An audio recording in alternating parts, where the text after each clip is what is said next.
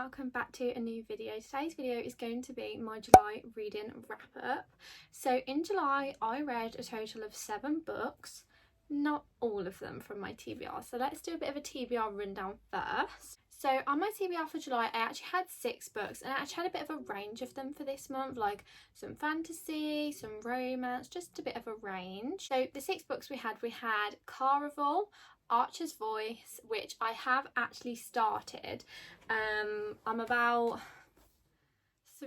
a third of the way through, maybe just past that, but I haven't actually finished this, so this will be appearing in my August reading wrap up. Then Powerful by Lauren Roberts was also on my TBR, but I actually read that on the very last day of June. So if you want to see my thoughts on that, then you can watch my June reading wrap up, because that is in that video. But I had already planned my July TBR before I had filmed my wrap up for June, so I just ended up reading it on the last day of June. The last 3 that I had were Not in Love, The Rulebook and Bad Blood from the Natural series. I ended up reading 4 books off that list, but obviously Powerful was in June, so I'm not going to count that for this month, but I did actually read 4 of the books off of my TBR, and obviously I have started Archer's Voice, so I've gotten most of the way through. The only one that I haven't read / started is Caraval, which I'm slightly disappointed by because I really wanted to read that one. But there were other times, there were different books that I ended up reading. There was new releases and all that kind of jazz, so many new releases that I just was like, I need to get to you before I get to anything else. Let's just dive straight into today's wrap up. So the first book that I read in July was The Rulebook by Sarah Adams, and I ended up rating this 4 stars. So the story follows Nora and Derek, and it's sort of a second chance romance. There's an added element in here too, but I don't want to tell you what that is because it kind of ruins the story. It was nice to have the surprise by not knowing that was going to happen. So Nora and Derek used to date in college, and then they kind of had an abrupt breakup. You do obviously find out more about that throughout the story, and then she ends up becoming his sports agent, and he is like, I do not want you as my sports agent. There's kind of like a little bit of not necessarily enemies, but I'd say like frenemies to lovers sort of situation going on, and like say second chance romance and workplace romance as well. They have those workplace boundaries, but this is in the same world as The Cheat Sheet by Sarah Adams, which I really like. So you kind of have the same found family aspect as that book, because the characters appear in this one too. I really enjoyed this one, and I would actually like to see more books from the same characters in that story, because there's such a big friendship group that Sarah Adams could probably write another couple of books out of that friendship group. So I really enjoyed this one. I know it's had a little bit of mixed reviews. Some people really liked it, some people were like not at all. But yeah, I actually really enjoyed it. It is definitely different from her When in Rome and Practice Makes Perfect series.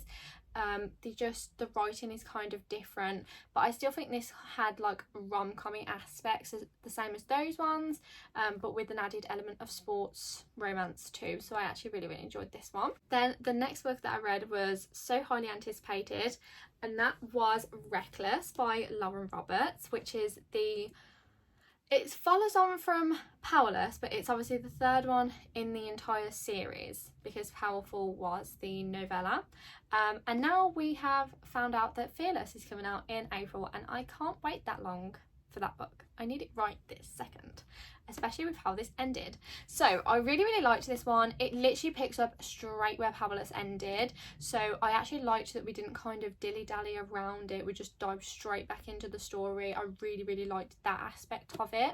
I ended up giving this 4.5 stars because I really like Powerless. Was literal easy 5 stars, probably infinity stars for me, but this one wasn't necessarily lacking something, but I much preferred the setting in Powerless, like the trials and stuff. So if you don't know what it's about, Powerless is it's a fantasy series, and obviously the 3rd one in the main series is coming out next year, but there is a novella as well that you can read.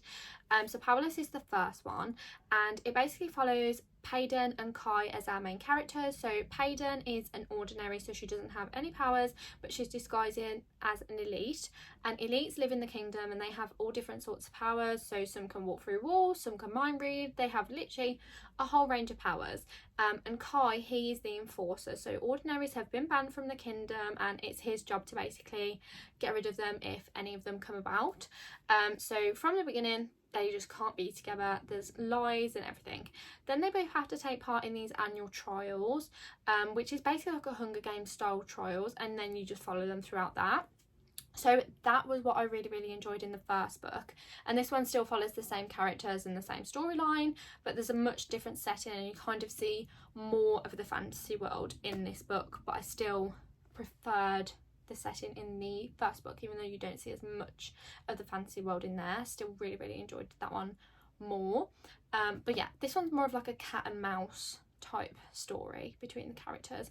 I can't say too much because obviously it's the second one in the series and I don't want to ruin it for people, but yeah, I definitely enjoyed it and ended up giving it 4.5. So I'm very excited for the last one, because this was a massive cliffhanger ending, although I kind of saw it coming a little bit, but still I'm anticipating what's going to happen next. The next book I read was then part of Love Book Tours. If you don't know what that is, I'll link them down below. And basically, if you post like book related content, then you can sign up to be part of tours, and they will either send you a physical copy of a book or an ebook, and you basically take part in reading this book with other book creators. You get put in like a little group chat so people can write their thoughts and stuff in there, and then you have to post a review. So this book that I read was actually part of that, and it was Croaking Raven by Guy Hale. So if you are fans of Thursday Murder Club, I do think you'll really enjoy this book. It had the same sort of banter and the same tone of writing, just very like dry humour almost. This is a book about a series of murders, and it's set in Stratford in the 1970s. It doesn't necessarily feel very 1970s-esque, so don't let that put you off if you're not a fan of more historical books. I know that the 1970s is not that far away, but what I mean is don't let that put you off that it's not like a modern day book, because the humour and the wording and stuff is still very similar. It is told in a third person point of view, but I still felt the way that the writing was, you still got an insight into the characters and who they were. This was left on a cliffhanger, so I do think it's going to be part of a series. But yeah, I'm not really a fan of like third person, but I do think it worked well in this book. Like I say, I just really enjoyed the humour because I loved Thursday Murder Club. I found it really funny. And yeah, I definitely think if you enjoyed that, then you would enjoy this. I ended up giving this, I think it was 3.5, 3.75. Just because I would have liked it to have been wrapped up in this book, to be honest, and go on to a series. I felt like it could still be a series but still get answers in this one. There wasn't like too many answers that you got at the end, which was a little bit annoying for me, but I still like enjoyed the storyline and the banter and stuff. And obviously because it's set in Stratford, it is heavy on the Shakespeare. Not in like, it is a little bit weird, but our character who is obsessed with Shakespeare is also slightly weird, so it's not like weird in the book's perspective, but the character himself is quite strange. But yeah, it was really interesting, and I definitely haven't read any sort of thing like this before, like any sort of murder mystery or anything like this. Obviously I know I said like it's quite similar to Thursday Murder Club, but I mean like the storyline itself was quite unique. The next book I read was another highly anticipated new release, and that was A Novel Love Story by Ashley Poston. So people have gave this very mixed reviews. I am in the category of people who loved it, so I ended up giving it 4.25 stars. It was just not quite a 5-star. The 7 Year Slip is my ultimate favourite book, like by her, and just one of my ultimate favourite books in general. So it wasn't quite that level, but I actually really enjoyed it. So the story follows our main character Elsie, who is also a book girly, and she is setting off to go on her annual book club trip with her friends. But unfortunately they can't make it this year, so she's kind of just going by herself. She's had a few things going on, and she's like, I kind of just need this retreat. And she gets stuck in a rainstorm on the way there, so she pulls over off the road because she's like, I don't want to drive in this rainstorm, I'm going to pull over, see if I can find somewhere to stop. And she ends up getting stuck in the town that is in her favourite book series. So she gets to meet like all of the characters that are in the book, and then she has like a meet cute with one of the characters. She kind of needs to work out where he fits in the storyline, who he is. And yeah, I just really enjoyed the concept of it. Like Ashley Poston writes the most unique concepts ever. This one was just so adorable, and as a book girlie I was like, I would love if I could experience one of my favourite book series like Magnolia Parks, for example, or like ACOTAR. If I could experience or even just see that in real life, phenomenal. It did get a little bit slow in some places, but I still really enjoyed it. And I know like a lot of people said they didn't like the romance, like they couldn't see the romance, but I actually really enjoyed it. I just thought it was quite a sweet romance in this book, and I feel like the main storyline of the town was like what you were focusing on anyway. With Ashley Poston's books, I feel like the romance is just an added element, and that's kind of how they are, like similar to Emily Henry's book. So I wasn't really shocked by that aspect at all, but I really enjoyed it. And yeah, I just love her writing, just such a unique story. So 4.25 stars for this one. Could be 4.5, like now I'm thinking back on it. I had a really good time reading it. I did listen to some of it on an audiobook, and I was quite shocked because I did not imagine the main character's voice to sound like that. That threw me off a little bit, but other than that, I really liked it. The next book I read was kind of then like two combined. So it was Bad Blood, which is the last one in the Natural series, but this copy actually includes 12, which is the novella.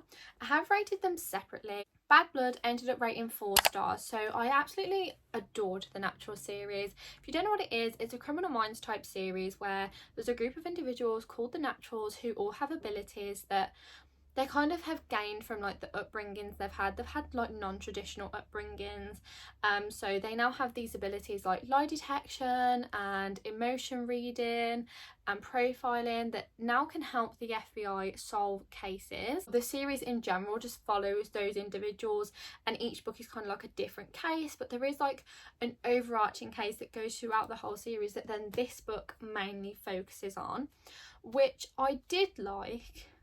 Some things were slightly random that I was like, that just came right out of left field. I'm not sure what happened there. So some of them were a little bit random, like just some aspects of it, but in general I quite liked the book. There were a lot of plot twists in this. Some I guessed, some I was like, I did not see that coming for the life of me. Again, it was quite random.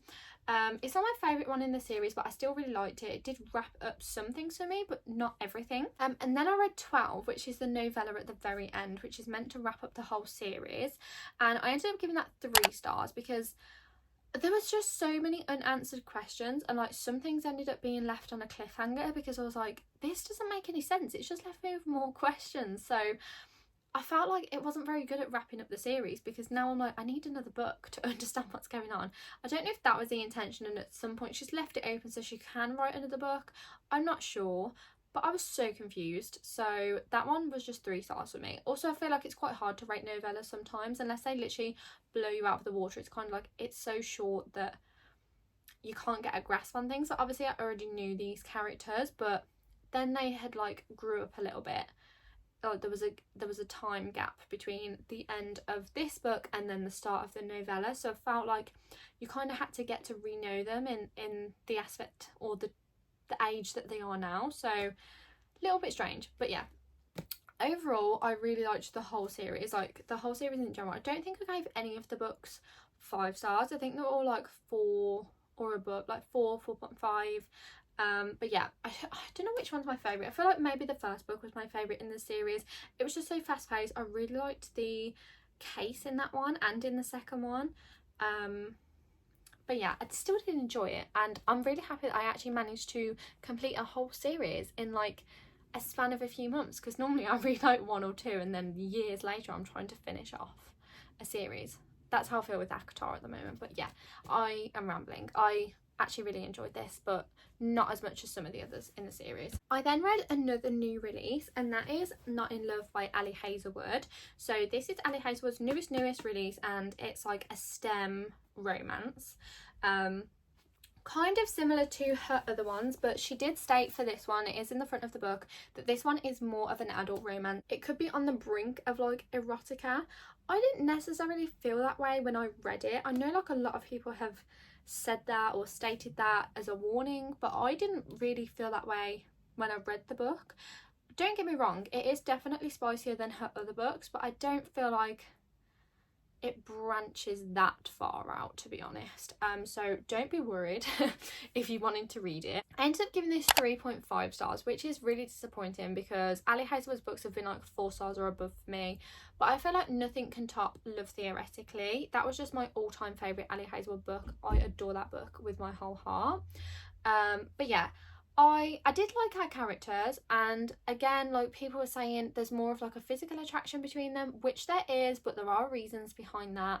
If you kind of like read, well, if you read like the front bit, she does actually mention that there is more of a physical attraction between these characters, so to kind of think about that when going into the book. But I didn't feel like there was only a physical attraction. I did feel like I still connected to the characters and I understood their reasoning, and I still felt that there was a genuine connection between them both. So the story follows Rue and Eli. So Rue kind of works for this sort of like startup company. She is obviously a STEM girly. She's working on her STEM stuff. She's working on this like project. It's to do with food and microbial coating, maybe something like that. So she's working on like her project, and Eli basically comes in and is part of this group that is taking over her company. So Rue immediately like has her guard up. She's like, I don't like you. They've had like a meeting prior to this happening, where they like briefly met each other on a night out. I don't want to go into too much detail because it will ruin like the start of the story, but yeah, so they've kind of had like a pre-meeting before he comes in and starts taking over her company. So now she's got her guard up and she's like, you're taking over our company, I immediately don't like you. But yeah, they kind of then, obviously a romance progresses, not necessarily a romance, they kind of make like a friends with benefits deal, and then they kind of open up to each other and get to know each other from there. So there is definitely like more than just a physical connection between them. You can definitely see that throughout the book. I just feel like I didn't enjoy this one as much because I could really picture like Ali Hazelwood's other books and where they all work and what they're all doing. The sciencey words in this book were not computing in here. It might just be me, it might be my tiny brain. It wasn't working. There was no comprehension going on, and that kind of made me feel like slightly disconnected from the book because I just couldn't picture it in my mind. Like, I could picture them sometimes when they weren't at work and they were doing like other things, like if they were at each other's houses or, you know, just that sort of thing. But I couldn't picture like the work aspect in my mind. It just wasn't working for me this time. So I feel like I was slightly disconnected from this book compared to the other books. So that's why I only ended up giving it like 3.5, but I still really enjoy it, and I do recommend it to people who are wanting to read it. And I do think like, don't let the whole physical connection thing put you off, because that's not all there is in this book. There's definitely like other things going on too. So I do still recommend that you read it, but it's not my favourite Ali Hazelwood book. Then the last book that I read in July was The Housemaid's Secret, which is the sequel to The Housemaid. I ended up giving this 4 stars, which is the same as what I rated The Housemaid. The story follows the same main character from the first book, Millie. She's still a housemaid, so she is kind of like a bit stuck down on luck. She's trying, is that the saying? She's having a bit of bad luck, like she's trying to get a job. If you've read the first one, you kind of know her struggles on why she struggles to get a job. So she's still like looking for some new work and stuff like that. She kind of needs some money to pay her rent. And then she gets a call where this guy says, do you want to come and clean for us? My wife's ill, I need you to clean. I need you to clean our apartment. So she goes, she has an interview and it all goes well, and obviously she starts working for them. Then things start getting a little bit weird, like there's some things going on with the wife. She kind of like feels like someone's following her and stuff. So all these weird things are going on, very similar to the first book. And then obviously in the next part of the book, you get the whole perspective on what was happening the whole time. I do really like that setting in Frida's books, or at least in The Housemaid and The Housemaid's Secret, like that's how they've been set out, that you get like Millie's perspective throughout the first book, and then you get like another character's perspective depending on like who it is in the book. I really liked it. Like I said, I gave it 4 stars. I feel like people said that this one is not as good as the first one, but I did really enjoy this one, like equal amounts. So yeah, end up giving it 4 stars. And I'm definitely going to be reading the last one, but I've only really heard more average / negative reviews for that one, but we'll see when I read it. But yeah, if you're looking for like a good thrillery, it's not like really thrillery, but more like a mystery type thriller, then I would recommend this one, or just Freedom McFadden's books in general. But those are actually all the books that I've read this month. I feel like I've had a very, very good reading month throughout July. Let me know what you've read this month, and if you've read any of these books, any of the new releases, anything like that, then let me know. But thank you so much for watching today, and I'll see you in another one super, super soon. Bye!